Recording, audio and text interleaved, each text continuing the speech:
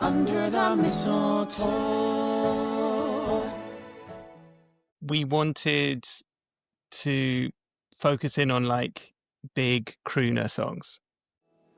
The snowflakes falling sleepily like wishes from above.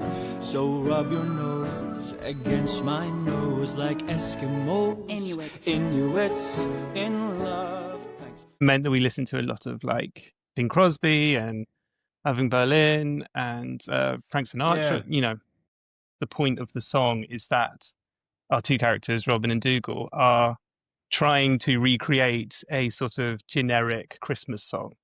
And they're probably a bit unfair in the way that they summarize that music. Like what they're kind of saying is, oh, these kind of older men who in reality are quite kind of cynical people are singing these like innocent love songs, which are really kind of attempts at seduction.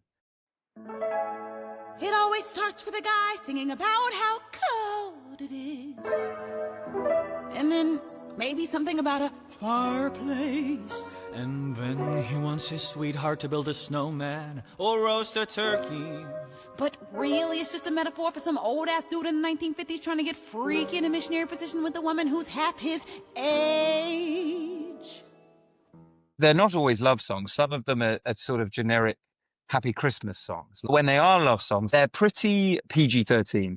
They tend to be quite like, almost like kids on a date, if that's allowed to say. You know, they're throwing snowballs and they're going on a sleigh ride and then they're going home and getting cozy by the fire. Now, not all of them are as kind of sexless as that. Baby It's Cold Outside is sinister. I ought to say no, no, Mind no, if sir. I'm moving closer? At least I'm gonna say that I tried. So creepy. I think the bit where she says, "What's in this drink?" is always a worry. Right?